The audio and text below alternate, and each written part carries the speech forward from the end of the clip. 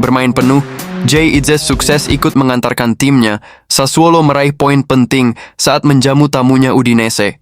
Gol yang dicetak Armand Lauriente, Ismail Kone, dan Lannoni membawa Sassuolo meraih 3 poin dan sedikit membawa tim naik dari zona merah degradasi.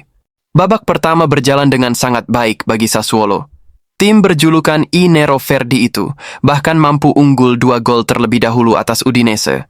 Keunggulan Sassuolo tercipta pada menit ke-8 lewat gol dari Armand Lauriente. 4 menit kemudian, Ismail Kone memperbesar keunggulan I Nero Verdi. Udinese terus berjuang untuk memperkecil kedudukan. Upaya Zebrete berhasil di menit ke-55 saat Keinan Davis mampu membobol gawang Sassuolo. Bukannya menyamakan kedudukan, gawang Udinese justru jebol lagi di menit ke-81. Kali ini melalui gol dari Edoardo Iannoni, skor 3-1 kemudian menjadi skor akhir pertandingan kali ini. Kemenangan ini membuat Sassuolo kian dekat dengan zona 10 besar. Saat ini Jay Itzes dan kolega menduduki posisi ke-12 dengan 6 poin, sementara itu Udinese tidak beranjak dari posisi ke-10 klasemen, sementara Serie A 2025-26. Mereka hanya unggul 1 poin atas Sassuolo. Sementara rapor Jay Itzes bermain 90 menit, ia mencatatkan 44 sentuhan bola, 3/3 total operan sukses, 70% akurasi operan, 8 kali sapuan bola. Hal ini menjadi catatan baik bagi sang kapten, jelang persiapan Jay di Timnas Indonesia pekan depan. Beralih pertandingan lain, ambisi besar AC Milan musim ini sukses menambah peluang saat meraih kemenangan ketika menjamu tamunya, Napoli. Bermain dengan 10 orang, Rossoneri sukses mengamankan 3 poin krusial. Milan berhasil menaklukkan perlawanan sengit pemegang trofi Serie A musim lalu Napoli dengan skor akhir 2-1. Hasil ini melanjutkan tren positif mereka di awal musim kompetisi. Kemenangan ini terasa lebih istimewa karena diraih dengan kerja keras luar biasa. Max Allegri bahkan secara khusus memuji semangat juang yang ditunjukkan oleh para pemainnya. Mentalitas untuk mau menderita di bawah tekanan menjadi kunci sukses Milan. Spirit inilah yang menurut Allegri membuat timnya layak membawa meraih kemenangan. Milan sebenarnya memulai pertandingan dengan sangat ideal. Mereka langsung unggul 2-0 hanya dalam waktu 31 menit. Christian Pulisic menjadi inspirasi serangan tim dengan menciptakan assist untuk gol Alexis Saelemaekers. Ia kemudian mencatatkan namanya sendiri di papan skor untuk gol kedua. Namun, situasi berubah seketika setelah Pervis Estupinan mendapat kartu merah. Napoli sukses memperkecil ketertinggalan lewat penalti Kevin De Bruyne. Tim tamu bahkan nyaris menyamakan kedudukan di menit akhir. Beruntung, sepakan David Neres hanya membentur tiang gawang. Dan hingga laga berakhir kedudukan 2-1 bertahan untuk Milan. Max Allegri mengaku sangat puas dengan cara timnya merespons kesulitan.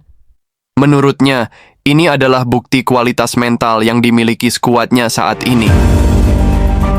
Saya senang karena ini adalah ujian yang penting dan sangat sulit melawan tim Napoli yang berkualitas, ujar Allegri kepada DAZN Italia. Kemenangan atas Napoli menandai kemenangan kelima beruntun Milan di semua kompetisi. Dalam periode tersebut, mereka tampil sangat produktif dengan mencetak 11 gol. Hebatnya lagi, lini pertahanan mereka juga tampil begitu solid. Gawang Milan tercatat hanya kebobolan 1 gol dari 5 pertandingan terakhir itu.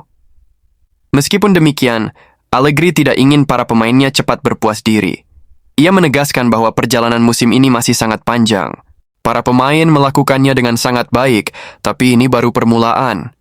Kami harus menikmati kemenangan malam ini, lalu mulai besok fokus pada pertandingan berikutnya sebelum jeda internasional, tegas sang pelatih. Dengan hasil ini, Milan sukses memuncaki klasemen sementara Serie A pekan kelima musim ini. Sementara Napoli harus tergeser di posisi kedua dengan poin sama, hanya beda selisih gol dengan Milan. Beralih ke Liga Utama Prancis. Menjamu tamunya Olympique Lyon, Lille OCS harus menelan pil pahit setelah kalah tipis dari tamunya. Dari awal laga Lille tampil menyerang dan impresif dengan serangan bertubi-tubi. Namun keberuntungan tidak berpihak pada Olivier Giroud dan rekan.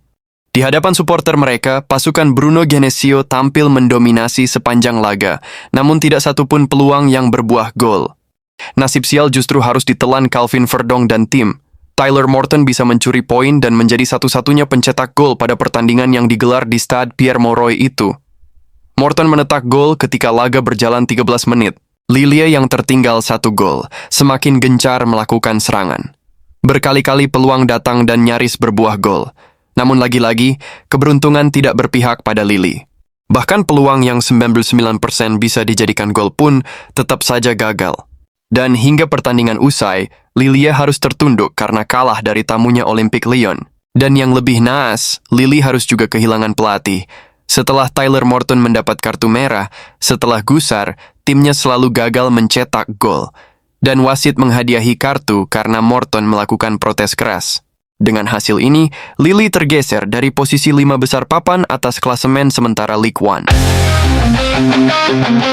Tetap dukung channel Putra Pusere Jawa Lur. Channel yang membahas seputar timnas Indonesia dan mancanegara tanpa hoax dan narasi menyesatkan. Dengan like, komen, dan subscribe. Yang subscribe, Mimin doakan sehat selalu dan banyak rejeki. Amin. Terima kasih.